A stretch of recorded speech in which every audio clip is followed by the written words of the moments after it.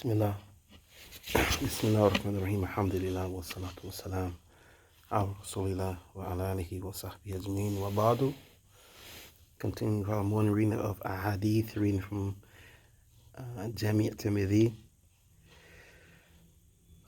from the chapters on Tahaarah, Purification. وصلنا باب ما جاء من الرخصة في ذلك, meaning the permission of standing after the hadith that came with the prohibition of standing while urinating, what is permissible with regarding that. حدثنا حناد حدثنا وكيع عن الأعمش عن أبي وائل عن حذيفة أن رسول الله صلى الله عليه وسلم أتى بساطة قوم فبال عليها قائما، فأتيته بوضوء فذهبت لأتأخر عنه، فدعاني حتى كنت عند عقبيه فتوضأ ومسح على خفيه. The Messenger of Allah sallallahu alaihi wasallam, he came to the trash area of people where they used to dump their trash. فَبَالَ عَلَيْهَا قَائِمًا, and he urinated in that area while standing. He said, that I came to give him al-wudu. Wudu is the water used for wudu. Wudu and wudu. Wudu is the water that is used for wudu. فَذَهَبْتُ لِأَتَأَخَّرَ عَنْهُ, then I went to be away from him. Then he called me, فَدَعَانِي حَتَّى كُنْتُ عِنْدَ عَقِبَيْهِ, until I came to behind him on his heels, right behind him. He made wudu, فَتَوَضَّعَ وَمَسَحَ عَلَى خُفَيْهِ, and he wiped his socks or shoes.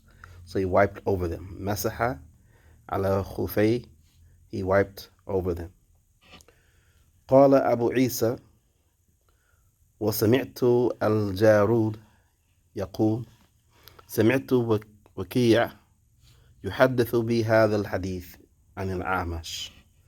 ثم قال وكيع هذا أصح حديث روي عن النبي صلى الله عليه وسلم في المس.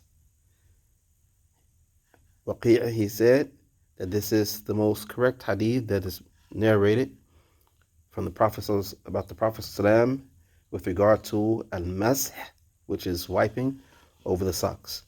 So the permissibility also comes in this hadith about wiping over the socks. So not just the issue of standing while urinating, but also wiping over the socks is permissible. وسمعت أبا عمار الحسين ابن هريث يقول سمعت وكيعا فذكر نحوه. قال أبو عيسى وهكذا روى منصور وعبيدة الدبي عن أبي وائل عن حذيفة مثل رواية الأعمش. وروى حماد ابن أبي سليمان وعاصم ابن بهدلة عن أبي وائل عن مغيرة ابن شعبة عن النبي صلى الله عليه وسلم. وحديث أبي وائل عن حذيفة أصح. This is most correct. وقد رخص قوم من أهل العلم في البول القائم, and some other people from the people of knowledge, they say this gives a permission to urinate while standing. قال أبو عيسى وعبيدة ابن عمرو السلماني وروى عنه إبراهيم النخعي وعبيدة ابن كبار من كبار التابعين. So Abida is from the major تابعين.